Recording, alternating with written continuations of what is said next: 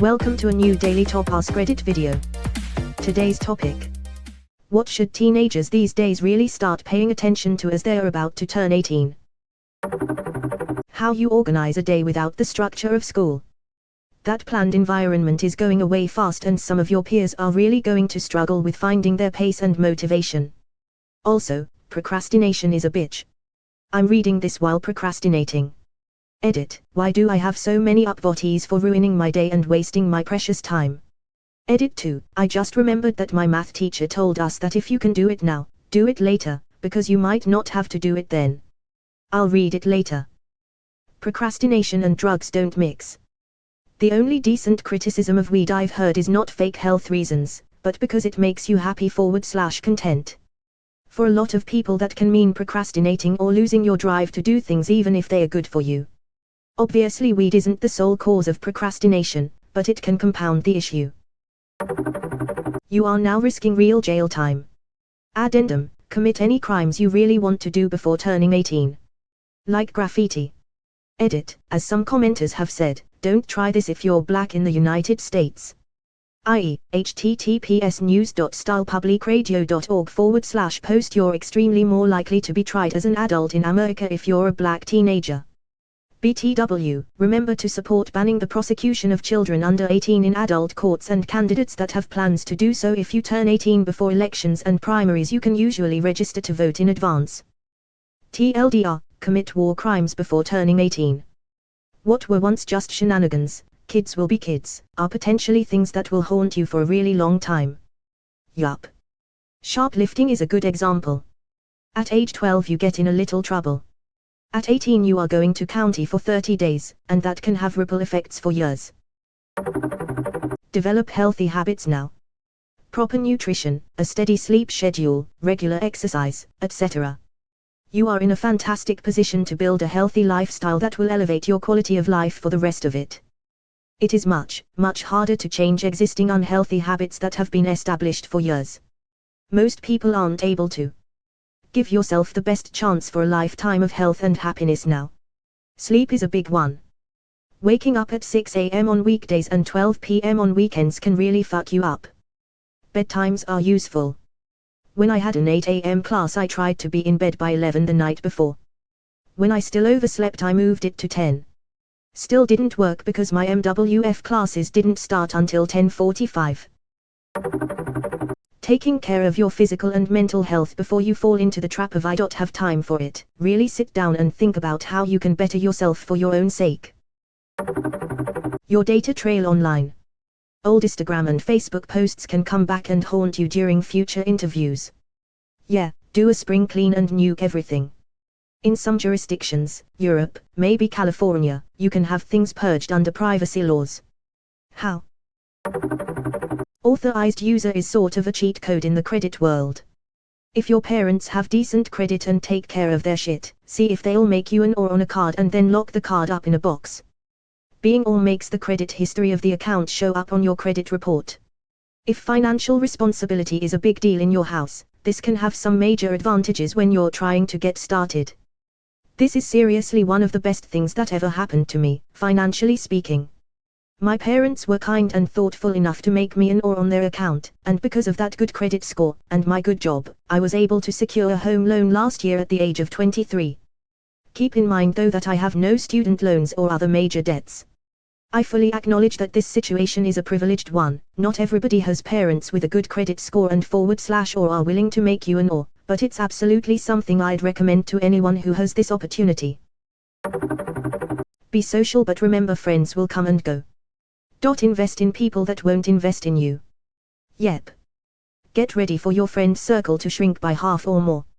And that's okay, because your adult friends will be, hopefully, much healthier and happier for you than your teenaged friends. Just being open to new relationships and experiences is half the battle. Relationships. As soon as you hit 18, things start becoming real. Don't get married without being sure of your future spouse. Don't go unprotected during sex. Don't get into a relationship where your other half will get you in trouble with the law. Especially the unprotected sex part. I'm fucking up in all sorts of ways now without being a parent. I can't imagine what it'd be like adding a kid to the mix. The easiest way to fuck yourself is to fuck someone else without protection. Learn some basic cooking. Learn how to wash clothes, hang them up, do ironing, etc. You may be moving out soon, so practice the skills you will need. Imagine all the things you would have to do if mum and dad weren't around, then start practicing them. Draw up a budget. Look at how much to rent in the place you want to live, add in food and elec and mobile phone and internet. Don't forget to add bond too. What's bond? Edit. I appreciate all the serious replies, clarifications and extra insights. But also James Bond replies is why I love Reddit lol. Thanks guys, it made my day. In the UK to rent a house you need the first month's rent and a bond. It's a stack of cash that your new landlord holds onto and keeps forever if you so much as put a nail in his walls. If you move out and are lucky enough to have kept everything ship-shape, then you may just get it back. Edit. What's with all the umpties telling me it's not called a bond cause they live in the UK and they have never called it that? It's almost like there is more than one regional dialect in a country of 60 million people. Funny that, eh? Don't be afraid to make mistakes, but don't risk mistakes that will severely compromise the rest of your life.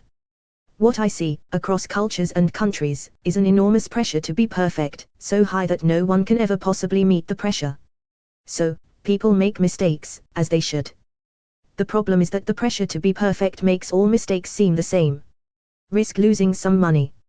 Risk making relationship mistakes. Risk losing friends. Risk losing a year. Those are fine. Don't risk 6 figures of debt, which means student loans without a degree, good major, and good GPA to show for it. College is a great investment if you also put the time and effort in to succeed. Don't risk disease. Don't risk death.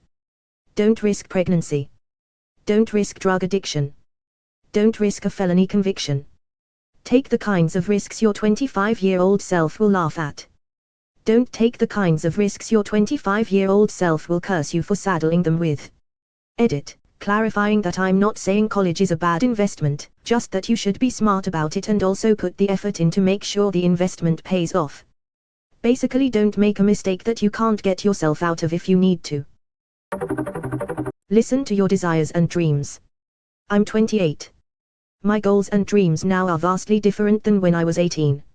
Listen to those changes. For a long time I kept chasing a dream almost because I felt I owed it to my younger self. It's okay for your dreams to change as you age and your circumstances change. Who you are now will not be the same person you are at 23. And as you grow, listen to your internal monologue. Dreams and desire change. Grow with them.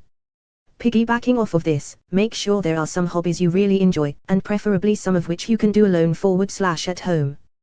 Don't rely on other people for entertainment. Holy smokes this.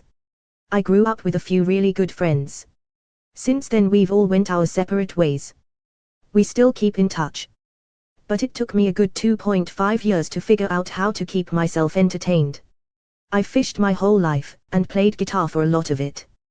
Stuff I've always done with other people though. I hated doing it alone for a while, but anymore it's my favorite thing to do. Learn how to take care of yourself. Take full responsibility for everything that is happening in your life. Create big goals and have a life purpose if you have one. Focus on saving money and don't buy stupid shit to impress people you don't even like. A big thing you should learn along with having goals and a purpose is to be flexible. Shit happens sometimes and you gotta know it's okay for plans to change. Shit happens sometimes and you gotta know it's okay for plans to change. I take what I can. On this journey of mine. Success is perception. And life's looking fine. See, some things are easy. And others are tough. It might not be perfect. For now. It's enough. If you don't know what your life purpose is at 18, it's cool. Just pick something cool and work hard at it. Who the fuck knows their life purpose at 18? If you don't know what your life purpose is at 18, nobody really knows. Take me for example. I was so confident that I would love biotech. But ended up taking computer science because somehow I had developed a love for it and it overshadowed my love for biotech. With this coronavirus and all, I dream if I had the knowledge to find a cure. That makes me want to do bio. We all have deadly mood swings. Traffic rules. Please, take it TF seriously. Don't drive like a 12-year-old playing GTA V. Don't drive if you are drinking. Wear your fucking seatbelt. Wear it. Edit, well, RIP my notifications. Take that advice, ladies and gentlemen. It's never late to do a change for good. And, put your phone away. You can't multitask in what will potentially become your coffin, an aluminium coffin. Behave when you are behind the wheel. Respect traffic laws, wear your F at $, and seatbelt, don't get distracted with your phone or something else, and don't be a jerk to someone else, because that could end badly. Remember, your car, be it a measly Daewoo, or the latest model Ferrari, or whatever else, might become a fancy coffin if you, or someone else fucks up. Again, wear your seatbelt. Mind you, I am 16 years old, still under my parents' roof, just finished my first semester of college, and working at my father's shop. This question is filled with golden responses, that can get a teens out there out of a rabbit hole of bullshit. Drive safely, Reddit. And put that goddamn cell phone away. I've had multiple friends have car accidents where cell phones were involved. Having been driving for about 20 years now, most of the accidents I've seen have been from people following too close. Leave space between you and the car in front of you. You don't realize how fast traffic can stop until it happens and you're halfway through the trunk of the car in front of you. Also, if you brake hard and avoid a collision, the car behind you may be following too close and you get rear-ended. Also, I've seen more than once a car dodge a piece of debris or a stopped car and the person railing too close behind doesn't see it until the other car has merged over and bam. There's really no good reason to tailgate. If someone is tailgating me, I tend to slow down, which is the opposite of what they are probably hoping to achieve, but now I need enough car lengths for me and them.